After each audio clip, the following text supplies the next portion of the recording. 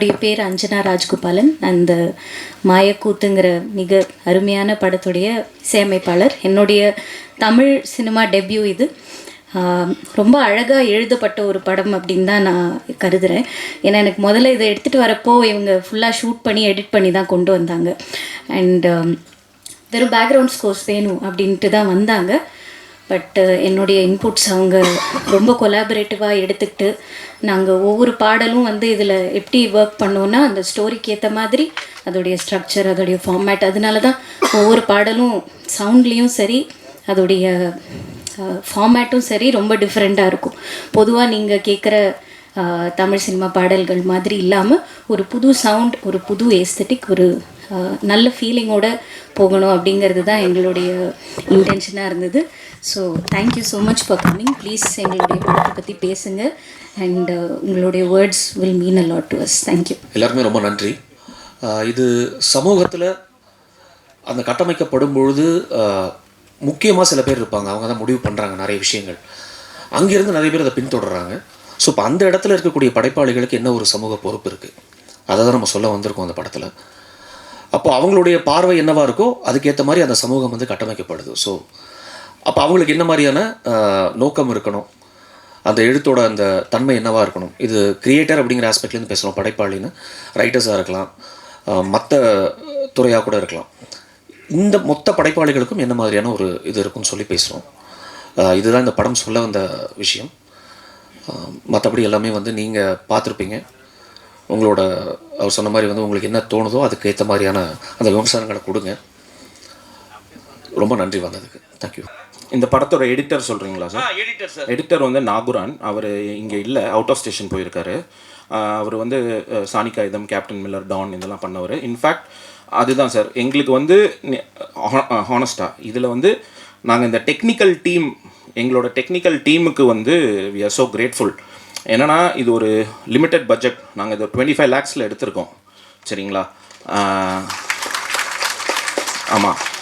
And நாங்கள் இதோட output இவ்வளோ கொஞ்சம் எக்ஸலண்ட்டாக எங்களால் அதை டெலிவர் பண்ண முடிஞ்சதுக்கு முழுக்க காரணம் எங்களோட டெக்னிக்கல் டீம் தான். Starting with Sundar Ram Krishnan.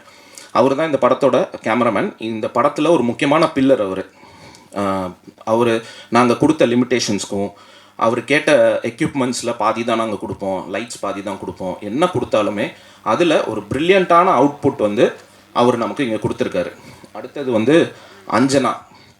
இவங்ககிட்ட நாங்கள் போகும்போது எங்களுக்கு சாங்குக்கு ஐடியாவே இல்லை. நாங்கள் வெறும் பேக்ரவுண்ட் ஸ்கோர் மட்டும் போடுங்க, இதுதான் பட்ஜெட். அதுக்கே ரொம்ப கம்மியான பட்ஜெட் தான் போனோம். ஆனால் இவங்க ப்ராஜெக்டை ஓன் பண்ணி இன்ஷார்ட் ஒரு 5 சாங்குமே படத்தில் ஒரு நல்ல எலிவேஷனை தான் கொடுத்தது. ஸோ அது ஒரு பக்காவாக க்ரியேட் பண்ணாங்க. அதே மாதிரி தான் நாகுரானும் நான் சொல்லுவேன். ஏன்னா அவர் பேக் டு பேக் கமிட்மெண்ட்ஸில் இருந்தார். நாங்கள் அவர்கிட்ட போனப்போ ரொம்ப கம்மியான பட்ஜெட் தான் கொடுத்தோம். அதுக்கு என்ன சின்சியாரிட்டி அவர் கொடுத்தாரோ அந்த படங்களுக்கெல்லாம், பெரிய படங்களுக்கெல்லாம். ஆனால் இது ஒரு ஃபார் எக்ஸ்ட்ரீம் இருக்கும், நாங்கள் கொடுக்குற பட்ஜெட்டும் அங்கே அவர் வாங்குறதும். பட் அதுக்கு என்ன ஜெனுவினிட்டி, என்ன எஃபர்ட் போட்டாரோ அதே எஃபர்ட் எங்கள் படத்துக்கும் போட்டார். ஸோ டெக்னிக்கல் டீம், நாகுரானுக்கு மட்டும் இல்லை, entire technical team, we are so grateful sir. உண்மையிலே எல்லா டெக்னிக்கல் இருக்கவங்க எல்லாருமே all the technicians are work well sir. Yes sir, thank you sir. ஆமாம் சார்.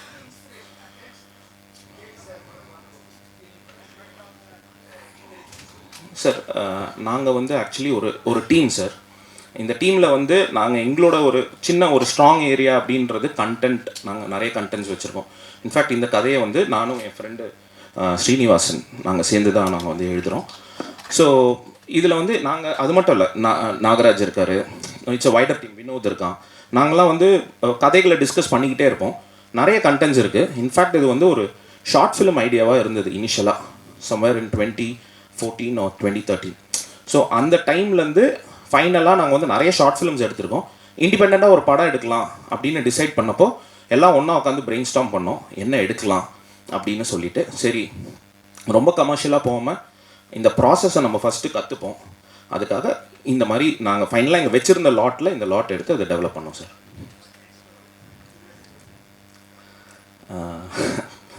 தெரியல சார். I mean we have stories sir, we have lot of stories. Thank you sir, thank you so much sir. Direct sir, நீங்கள் யார் sir?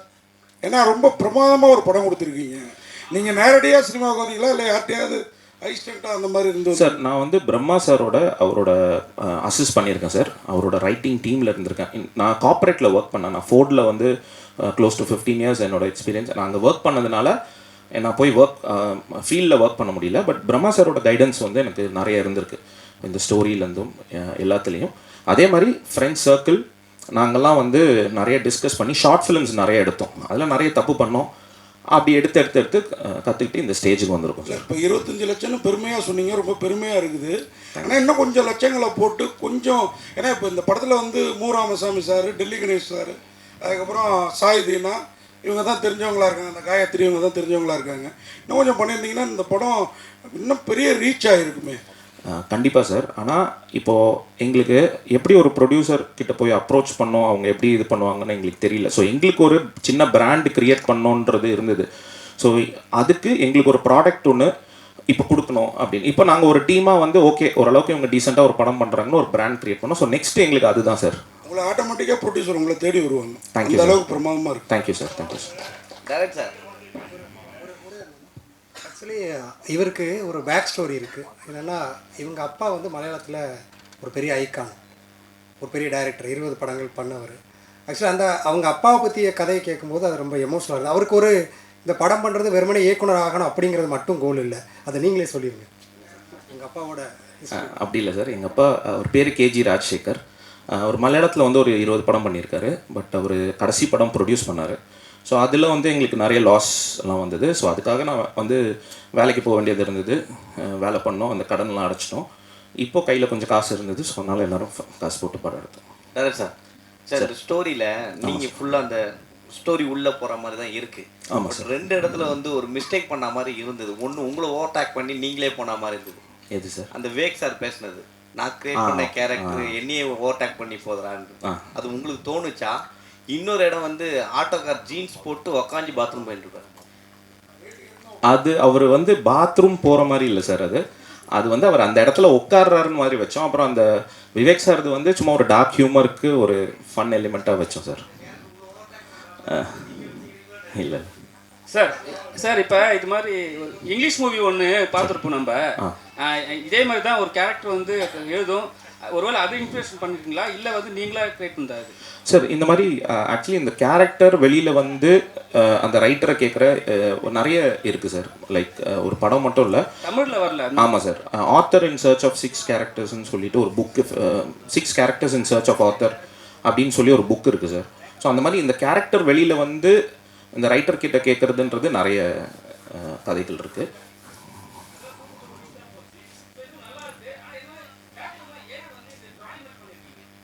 எது sir? ஓ, அந்த அனிமேஷன்லாம் நீங்கள் சொல்கிறீங்களா?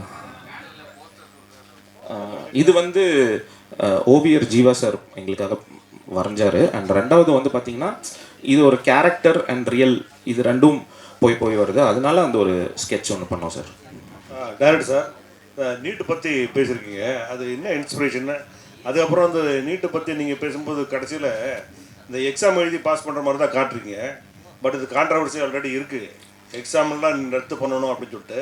But அந்த அரசியல் ஏன் நீங்கள் பேசலை? இதில் நீட்டு எழுதி தான் பாஸ் பண்ணணும் அப்படின்னு சொல்லிட்டு இல்லை சார், தீர்ப்பு கொடுத்த மாதிரி இருக்குது. இல்லை சார், நாங்கள் அப்படியே ஆக்சுவலி கொடுக்கல. அதுதான் அந்த ஓப்பன் எண்டாக நாங்கள் வச்சோம் சார். என்னென்னா அது நீட்டை அவங்க கிளியர் பண்ணிட்டு வராங்களா இல்லை அது ரத்து ஆகிடுச்சான்றது வந்து நம்ம வேர்ட்ஸில் எதுவுமே கன்வே பண்ணல. ஏன்னா அந்த மாதிரி ஒரு இன்சிடெண்ட்டும் இருந்தது. நமக்கு வந்து நீட்டு ஒரு ஸ்டேஜில் வந்து ரத்தாக இருந்தது. ஸோ அதனால தான் அது ஓப்பன் எண்டாக விட்டு அதுக்கு வந்து ஒரு எக்ஸ்ப்ளனேஷன் கொடுக்கல நம்ம. படம் ரொம்ப நல்லா இருக்குது. Thank you sir. Story, screenplay, டயலாக்லாம் நல்லா எழுதியிருக்கீங்க. மாற்று சினிமாவை விரும்புபவர்களுக்கு நிச்சயம் அது ரொம்ப ரொம்ப பிடிக்கும். நான் வெகுஜன மக்களிடையே அந்த படத்தை கொண்டு போகிறதுக்கு ரொம்ப விளம்பரம் பண்ணியிருக்கணும் நீங்கள். கண்டிப்பாக சார். ரிலீஸுக்கு 2 நாளைக்கு முன்னாடி வந்து எங்கள்கிட்ட படத்தை போட்டு காட்டி எப்படியாவது பண்ணுங்கன்னா நாங்கள் என்ன பண்ணுறது சொல்லுவோம் சார்.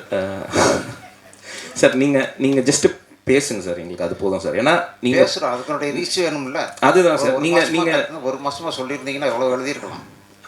அதான் சார். நீங்கள் நான் உங்களுக்காக தான் பேசுகிறேன். கண்டிப்பாக சார். அக்ரீட், ஆனஸ்டாக அக்ரீட். பட் நீங்கள் பேசுனீங்கனால, ஏன்னா எங்களுக்கு இது புதுசு சார். ஃபஸ்ட்டு படம் எடுக்கிறோம், எங்களுக்கு ஒன்றுமே தெரியாது, ரொம்ப ஃப்ரெஷ்ஷாக வரோம். நாங்கள் ஃப்ரெஷ்ஷாக வந்து கற்றுக்குறோம். இல்லை நிறைய மிஸ்டேக்ஸும் நம்ம பண்ணியிருக்கோம். ஈவன் ரைட்டிங்லேயே வந்து நாங்கள் டிஸ்கஸ் பண்ணிப்போம், டேர்ன் பண்ணி பார்க்கும்போது இப்படி பண்ணியிருக்கலாம் அப்படி பண்ணி. அதே மாதிரி தான் இல்லை அது ஓகே. இதோட மார்க்கெட்டிங் ப்ராசஸ்லேயும் மேபி நாங்கள் லேட்டாக வந்திருக்கோம். மார்க்கெட்டிங் நீங்கள் செலவே பண்ணியிருக்க கூட தேவையில்லை. சினிமாவில் இருக்கிற இளம் இயக்குநர்கள்ட்ட நீங்கள் கொடுத்துருந்து படத்தை பாருங்கன்னு சொல்லி அவங்களே ப்ரமோஷன் பண்ண வச்சுருக்கலாம், ரொம்ப ஈஸியாக வந்திருக்கும்.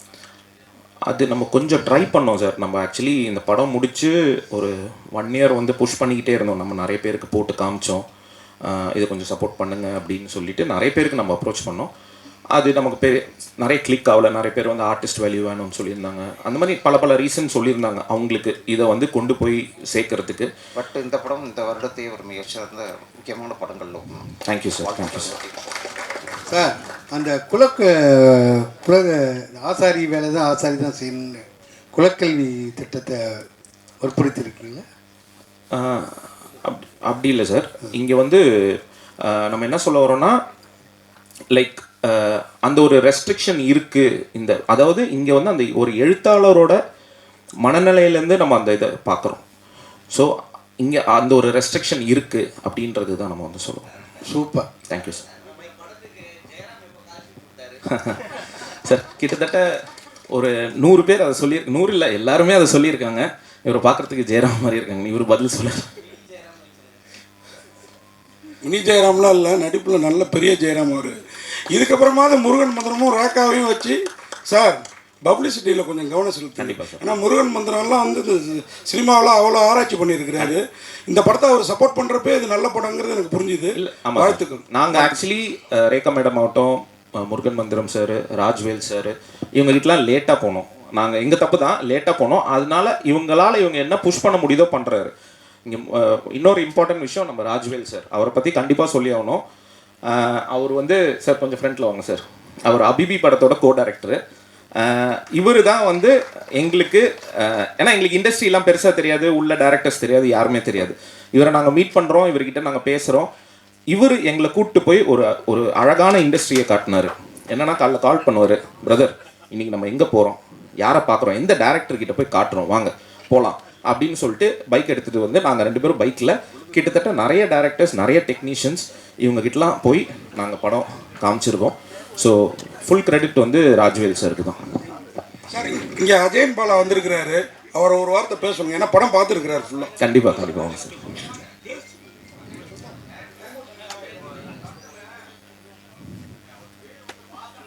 ஆமாம் சார்.